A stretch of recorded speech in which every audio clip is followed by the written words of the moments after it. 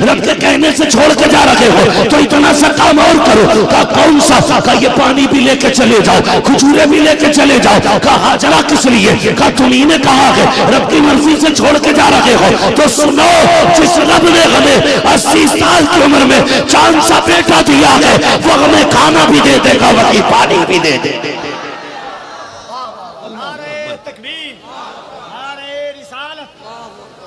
आसान नहीं होता औलाद छोड़ना, आसान नहीं होता औलाद छोड़ना। तुम क्या जानो कितनी मुश्किल से औलाद मिलती है। हाँ यार, पैदा ना हो तो कहाँ माँ बाप दुआ नहीं करते। खुद पूछो ना अपने बाप से, जब तेरे घर में सिर्फ 4 बहनें थी ना तो बाप कहता था खुदा एक बेटा भी दे दे। कौन सी चौखट पे जाके उसने मन्नत नहीं मांगनी थी, किस दरवाजे पे दामन फैला के नहीं कहा था अल्लाह एक बेटा दे दे। हर जगह गया था, लेकिन तू आया पूरे घर में खुशियां हो गई।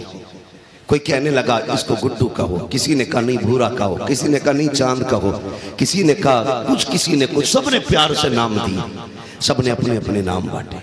मगर कसम खुदा की सुने, अगर बाप प्यार से बेटे को ना पीरा जुम्मा बुद्धा जो भी कह दे वो बेटे के लिए सबसे नसीबों वाला नाम होता है। कभी कभी बच्चों को ये नाम रखने वाला बाप मयसर नहीं होता। अगर मिला है तो कदर करना, इसकी इज्जत करना। बाप बड़ी दौलत है, बहुत बड़ी दौलत है। ये क्या दे सकते अपने बाप को? खुदा की कसम कुछ नहीं दे सकते, कुछ भी नहीं दे सकते। मैं जानता हूं बेटा अगर अब्दुल कादिर क्यों ना हो फिर भी बाप बाप होता। बेटा अपने बाप का गौस क्यों ना हो फिर भी माँ माँ होती है।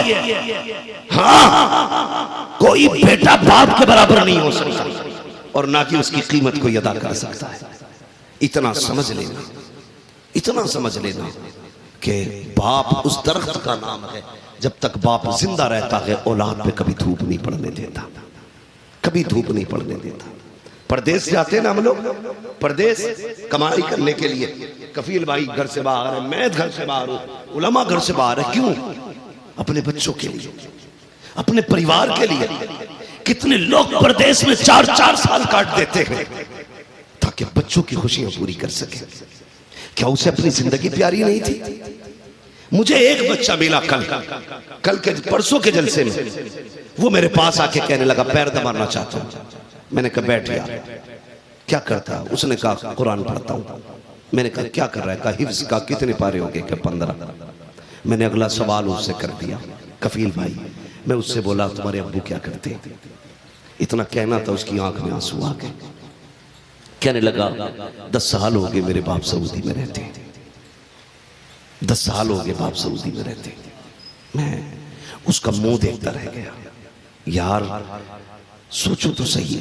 मैंने कहा यार 10 साल हो गए, कब आते? कभी 4 साल में, कभी 5 साल में।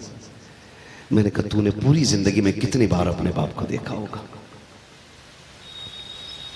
तो वो कहने लगा पापा ये कहते हैं कि बेटे बस थोड़ा सा और कमा लो ताकि तुम्हारी जिंदगी सुकून से गुजर जाए।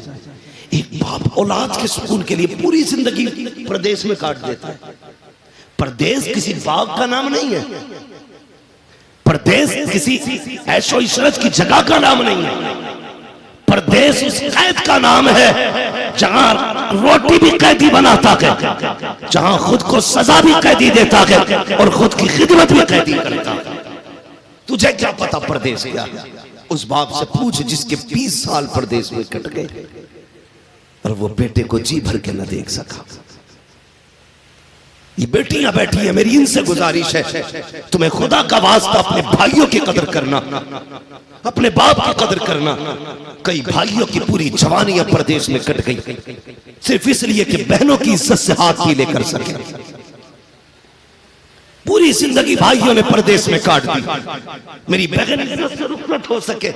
कल जब यही बहन भाई का मुंह काला करके चली जाती है तो उसके 10 साल नहीं 50 साल की मेहनतों पे पानी पड़ जाता है। ओ भाई, मेरी तुमसे इतनी गुजारिश है, तुम कहते हो कि बस अल्लाह का शुक्र है कलफ लगे कपड़े, कॉलर उठे कपड़े, एक धब्बा कपड़े पे नहीं है। और पूछा जाए क्या करते हो? कहा जी कुछ नहीं, खाली रहता हूं, बस खाली रहता हूं, टहलता हूं, कोई काम नहीं। का नहीं का फिर ये कपड़ों पे कलफ कैसा? काम क्या करते हो? कहा नहीं, 2 बेटे अल्लाह का शुक्र है बाहर है। बड़ा भाई है तो कहता 2 छोटे भाई परदेश में। खुदा के वास्ते जिसकी कमाई से तेरे कपड़ों पे कलफ लगा है ना, इसका हिस्सा भी बचा के रखना।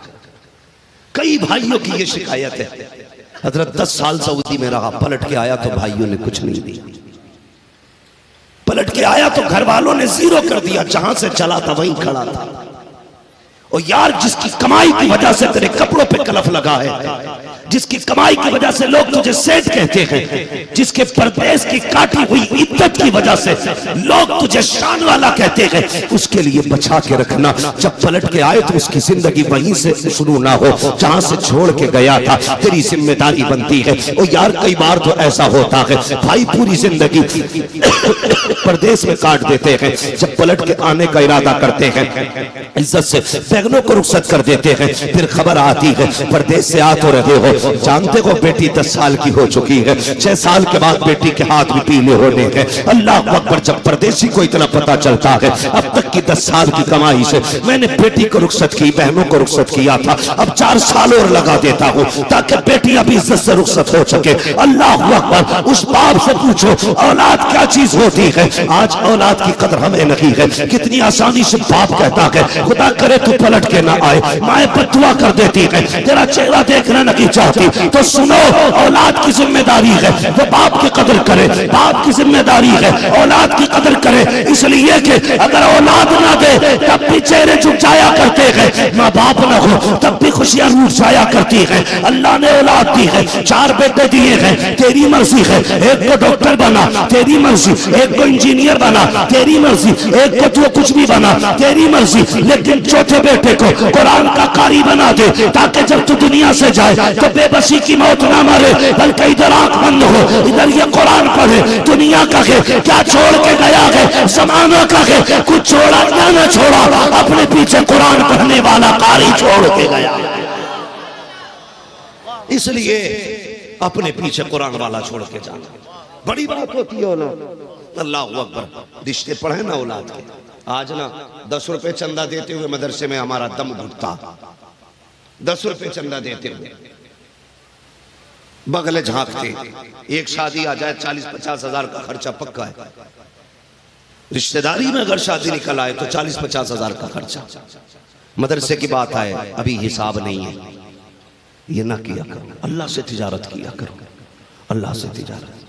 याद रखना, आपकी दुनिया की कोई भी तिजारत आपको डुबा सकती है, लेकिन अल्लाह से की जाने वाली तिजारत आपको डूबने नहीं देगी, आपको डूबने नहीं देगी। तुम जितना रब की राह में दोगे अल्लाह उतना ही ज्यादा तुम्हें अता करेगा, उतना ही ज्यादा तुम्हें देगा। जाओ जाके तारीख देख लो, जायजा ले लो, मुहासबा कर लो, तुम्हारी बस्ती में जितने लोग मदरसे और कुरान वालों पे खर्च करने वाले या दीन के मामलात में खर्च करने वाले हैं, उनमें से कितने लोग गरीब होके मरे? कोई नहीं। जितने भी आपको मिलेंगे ना, सारे अमीर मिलेंगे, क्योंकि वो अल्लाह से तिजारत करते हैं, अल्लाह से तिजारत करते हैं। मैं तो उन लोगों को मुबारकबाद पेश करता हूँ जो मदरसे में पढ़ने वाले बच्चों के खाने का इंतजाम करते हैं, जो इनको खाना खिलाते हैं, असातिज़ा को खाना खिलाते हैं, कुरान वालों को खाना खिलाया करते हैं। बड़ी बात है। हम तो मदरसे में 10 रुपए चंदा नहीं देते।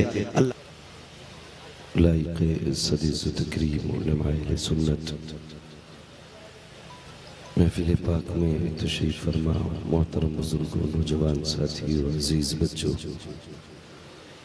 इस्लामी रिश्ते की इफ़्फ़त में आप पर्दा नशीन माँ बहनों और जुमला हाज़रीन इकराम, अस्सलामु अलैकुम व रहमतुल्लाहि व बरकातुहू।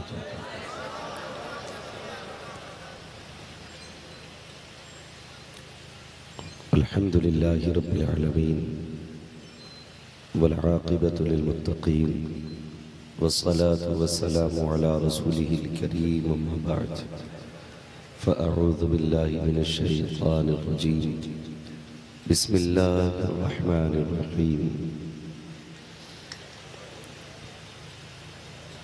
या अय्युहल्लज़ीना आमनू क़ू अन्फुसकुम व अहलीकुम नारा,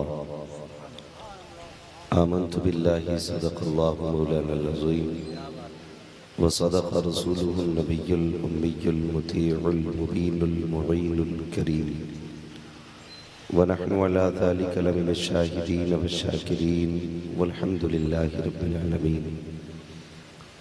या खुदा बहरे जनाब मुस्तफ़ा इमदाद कुन, या रसूल अल्लाह अज़ बहरे खुदा इमदाद कुन, या शहीद करबला, या दाफ़िए करबो बला, गुल रुखा शहज़ादे गुलकुल क़बा इमदाद कुन, गौसे आज़म बने बेसरो सामा मददे, क़िबला दी मददे, काबा ईमा मददे, बकिरदाबे बला उफ्ताद कश्ती, मदद कुन मदद कुन मदद कुन, या मुईनुद्दीन चिश्ती क़ादरी यमनारे, या गौसे आज़म भी ज़नम, दमज़ शेख अहमद रज़ा ख़ां कुतुब आलम भी ज़नम, बलगल उला बिकमालिही, कशफ़त दुजा बिजमालिही, हसनत जमीउ ख़िसालिही, सल्लु अलैहि व आलिही। करूँ तेरे नाम पे जहाँ फ़िदा, न बस एक जहाँ दो जहाँ फ़िदा, दो जहाँ से भी नहीं जी भरा, करूँ क्या करूँ दो जहाँ नहीं। जिसको अपने नबी से जितनी मोहब्बत का दावा हो, कोशिश करें उतनी आवाज़ के साथ रसूल और आले रसूल की बारगाह में दुरूद व सलाम की डालियाँ निछावर कर लें। पढ़ें बावाज़े बुलंद, अल्लाहुम्मा सल्ली अला सय्यदिना व शफ़ीइना व नबिय्यिना मौलाना मुहम्मदिन मअदिनिल जूदि वल करम व आलिहि व अस्हाबिहि व बारिक व सल्लिम सलातन व सलामन अलैका या रसूल अल्लाह सल्लल्लाहु तआला अलैहि वसल्लम। आप सारे लोग ये यकीन रखें कि ये महफिल, ये वक्त, ये जगह इत्तेफाक से नहीं बल्कि नसीबों से मिली है। मैं कभी किसी से ये नहीं कहता कि भाई तू बैठ या तू मत जा, और न मैं किसी को मजबूर करता हूं कि उठना नहीं है, इसलिए कि मेरी अपनी एक आदत है। ये तकरीरें कोई बाप दादाई विरासत नहीं है, ये हमें आबा व अजदाद से नहीं मिली है, ये खुदादाद सलाहियतें हैं। चाहे कोई खतीब हो, नातख़ां हो, नक़ीब हो, शायर हो, उसका अपना कुछ नहीं होता, सब खुदा का है। और कितना बोलना है ये रब जानता है, और किसको सुनना है ये भी रब जानता है।